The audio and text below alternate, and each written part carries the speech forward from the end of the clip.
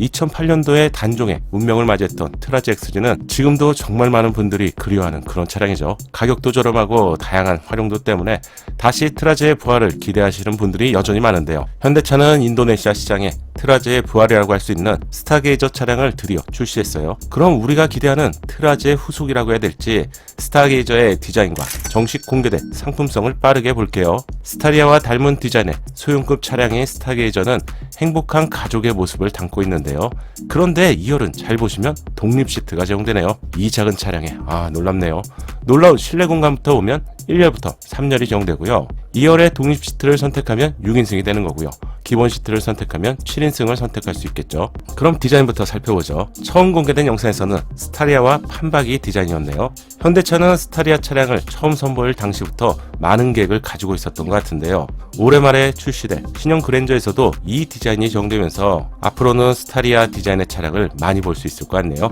스타리아는 5m가 훨씬 넘어가는 사이즈의 차량이기 때문에 훨씬 웅장해 보이죠. 하지만 스타게이저는 확실하게 짧아 보이는데 전장은 4460, 전폭 1780, 전고 1960, 축고 2780mm로 작은 소형급 차량이지만 중형급의 축고를 적용하면서 똑똑하게 3열까지 챙길 수 있었네요. 측면부 디자인은 짧은 프런트 오버행과 리어 오버행을 통해서 박스카만의 디자인 요소를 찾아볼 수 있는데요.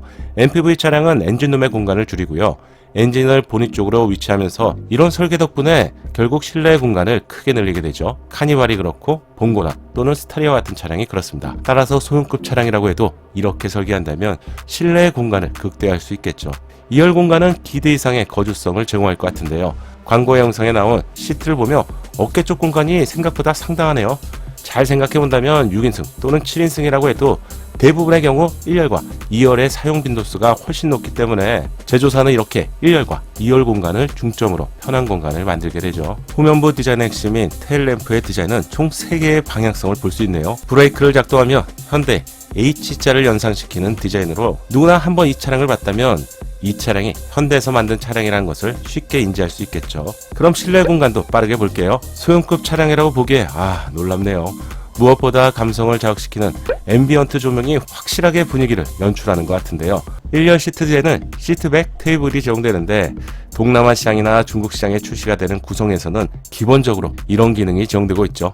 소형 차량이지만 스마트폰 충전 기능은 당연히 제공되고요. 4.2인치 계기판은 국내 차량에서도 많이 볼 수 있는 구성이긴 한데 공통적으로 해외 전략형 차량에서 주력적으로 제공되고 있습니다. 조금 놀라운 점은 소형급 차량이지만 타이어 개별 공기압이 숫자로 표시되는 방식이네요. 8인치 디스플레이는 국내 기준으로 소형급에도 지금은 10인치가 제공되기 때문에 작다고 생각할 수도 있겠지만 동남아 시장에서 10인치 정도는 동급 유일이라는 타이틀을 사용할 수 있기 때문에 8인치 정도만 되어도 충분할 것 같네요. 마지막으로 가격을 보면 가장 낮은 액티브 모델의 경우 2억 5,590 루피아에서 고급 프리미엄 트림은 3억 710만 루피아입니다. 하나로 보면 약 2,200만원에서 2,700만원 정도의 차량이라고 할 수 있는데 수동 변속기를 포함한다면 이보다 좀 더 저렴한 2,000만원 초반이고요. 풀옵션의 경우라도 3,000만원 정도면 충분할 것 같은데요.